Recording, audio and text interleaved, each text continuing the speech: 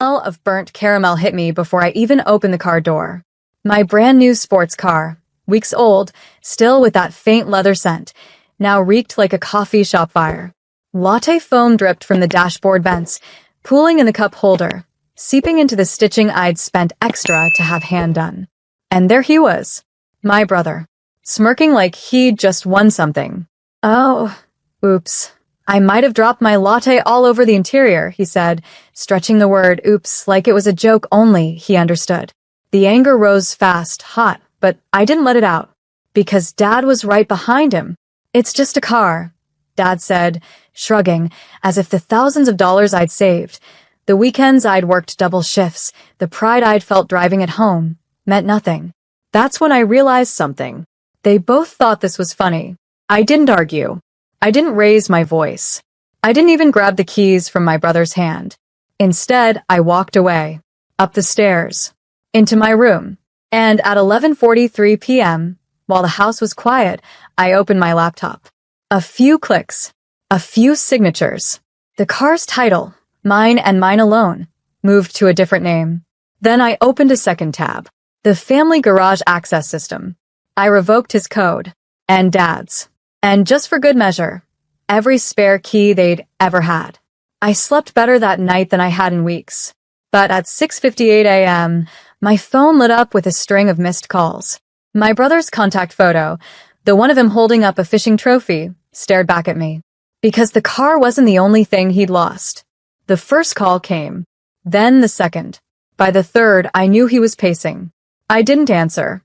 Instead, I let my coffee brew slow, filling the kitchen with the rich smell of roasted beans, the kind you don't spill on $80,000 leather seats. By 7:10 a.m., the text started. Where's the car? Why can't I get into the garage? Dad's mad. Pick up. I set the phone down, watching the steam curl from my mug. Funny how quiet the house felt without his voice cutting through it, without Dad stomping behind him in righteous agreement. It had been this way for years. Their word was law, my space was theirs, my things were just things. But they forgot something. The vacation house wasn't just a getaway spot for them. It was under my name. Every key, every code, every gate, mine to control. At 8:15 a.m., I logged into the property management app. Click. Click. Their access? Gone.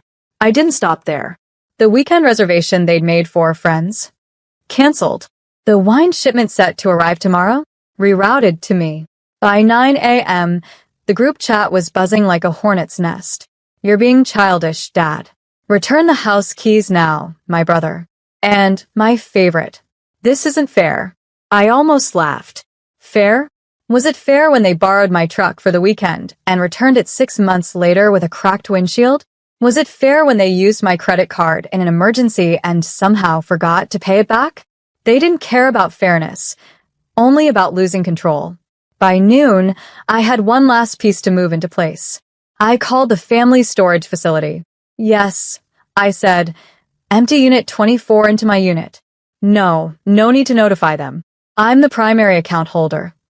Because the truth was, this wasn't about the car, or even the house. This was about finally teaching them what ownership really means. And by sundown, they'd know it. By 4:32 p.m., the storm broke. I heard it before I saw it. The crunch of tires in the gravel driveway, the slam of 2 car doors, the muffled sound of my father's boots hitting the porch. Then came the pounding. 3 hard knocks. Pause. 3 more. I didn't open the door right away. I let them stand there, shifting their weight, imagining the conversation happening on the other side. Finally, I cracked it open. My brother stood in front, red-faced, his voice already rising. Where's the car? Where's my stuff? I took a slow sip from my coffee, the same mug I'd been holding all day. Your stuff. I tilted my head. Funny. I thought you said it was just a car. Dad pushed forward, his voice sharp. This is petty. You're punishing family over a cup of coffee. That's not how we do things. No, I said, stepping fully into the doorway. This is exactly how you do things.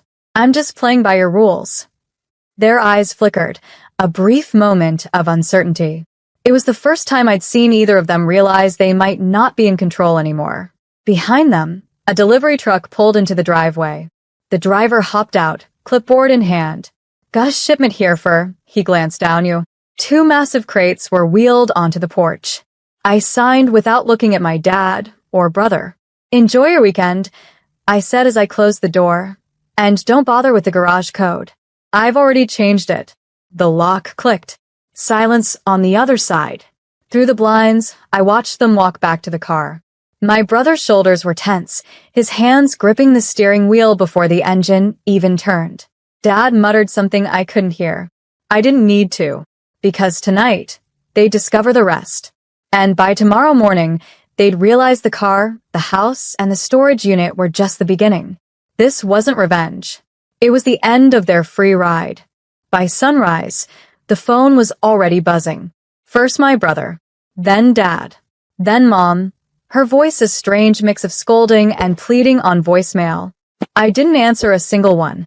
Instead, I sat on the back porch, coffee in hand, watching the fog roll across the yard. It was quiet, the kind of quiet you only notice after years of chaos. At 7:14 a.m., a text came through from my brother. Just one word. Why? I almost laughed. He trashed my property, humiliated me in front of the family, and thought a single word could erase it all. By 8:03, the garage alarm went off. I'd been waiting for that. The motion sensors I installed sent a live feed straight to my phone. On the screen, my brother, standing outside the locked garage door, punching the keypad over and over like the code would magically give in to his rage. Dad was there too, pacing, checking his watch, muttering at him to just break it open. What they didn't know, the garage was empty. Everything, every tool, every collectible, every piece of furniture they'd stashed there over the years was already gone. The night before, I'd called a moving crew I trusted. We packed it all up and sent it to a secure storage facility, under my name only. Then came the second blow. The vacation house key didn't work anymore either. Locks changed. Gate code changed. I pictured them pulling up the long driveway, trying to get in, realizing the place they'd been treating like their personal playground was no longer theirs to walk into. It wasn't about the car anymore. It wasn't even about the house. It was about finally drawing a line they couldn't cross. At 9:26 a.m., another message came through from my brother. "This is war." I set my phone down, smiled, and took another slow sip of coffee. No. It wasn't war. It was the quiet reclaiming of my life, and he hadn't even seen the real hit yet, because by this afternoon, their bank accounts would look very, very different. By noon, the texts had slowed, not because they'd given up, but because they were busy scrambling. I knew exactly where they'd go first. The family joint account, the same one they'd insisted I contribute to for emergencies, then conveniently forgot to tell me what counted as an emergency. They drained it before for ski trips, accidental shopping sprees, and once, unbelievably, to pay for my brother's proposal dinner. This time, though, the balance they were about to see would make their stomachs drop. The transfer had gone through at 8:59 a.m. sharp. Every dollar I'd ever put in, and a little interest for good measure, was now sitting in my private account, locked under a name they couldn't touch. At 12:37 p.m., my brother finally called. I let it go to voicemail, then listened to him try, and fail, to keep his voice steady. "What the hell is this? Where's the money? Dad says this is illegal. You can't just..." The message cut off. Seconds later, a call from Dad. I didn't even bother opening it. I had something else to do. See, the car they were so obsessed with wasn't the only toy in the family. Dad had an old fishing boat he never used, but he loved to brag about it at parties. It was still registered under my name from when I helped him avoid extra taxes years ago. Guess who just scheduled a sale for cash? At 1:15 p.m., I sent a short group text to all of them.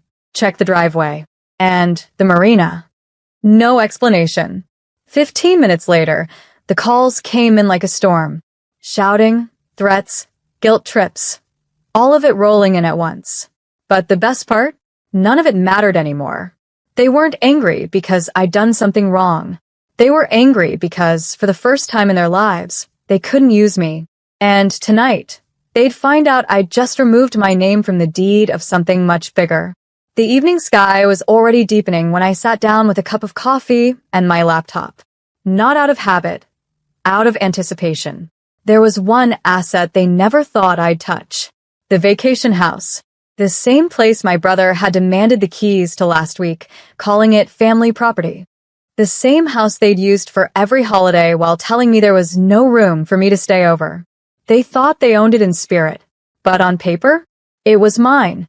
At 7:12 p.m., the sale listing went live.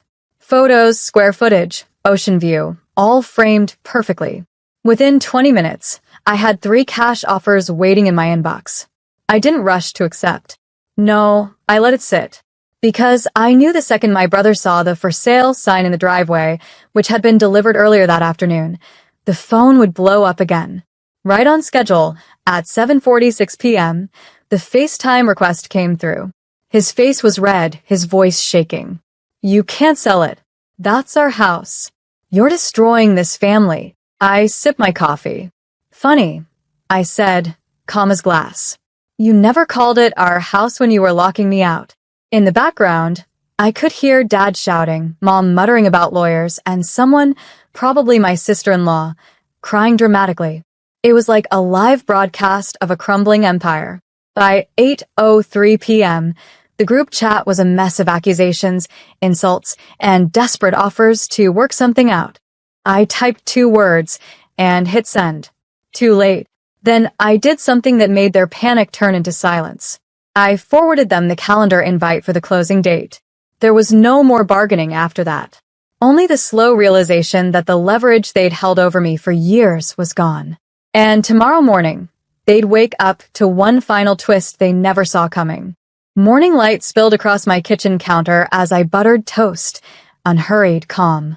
The phone buzzed nonstop, but I didn't pick up. I wanted them to sit in the suspense. At 9:14 a.m., the movers arrived. Not for my house, for the garage. Every tool, every collectible car part, every family heirloom my brother stored there was loaded into the truck. He hadn't realized it yet, but the garage lease was in my name too.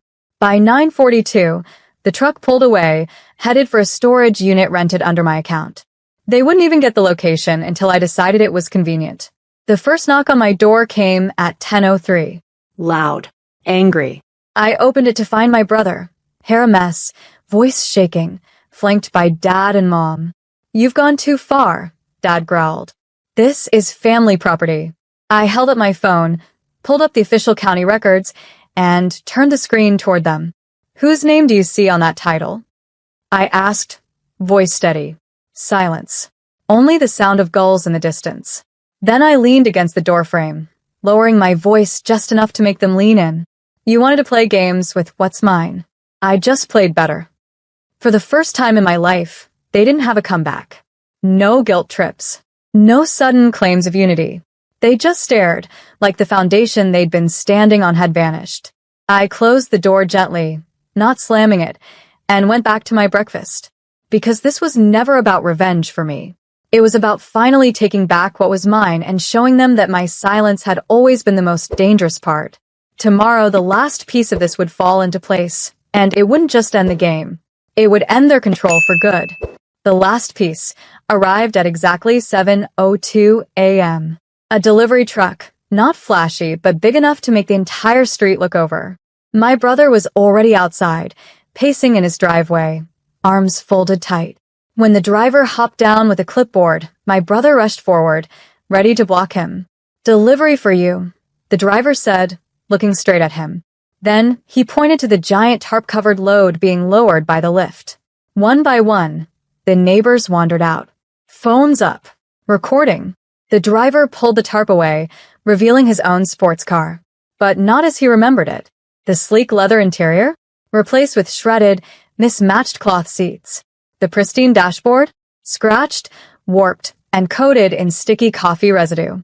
A giant, laminated sign dangled from the rear-view mirror.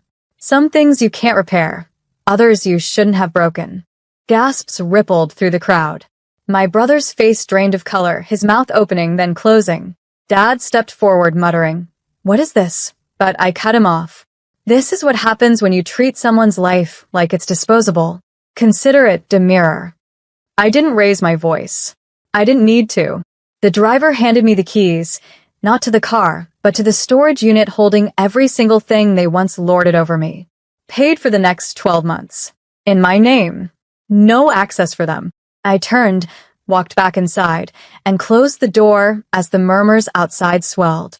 For the first time, the silence on my phone wasn't theirs ignoring me. It was them realizing I was done.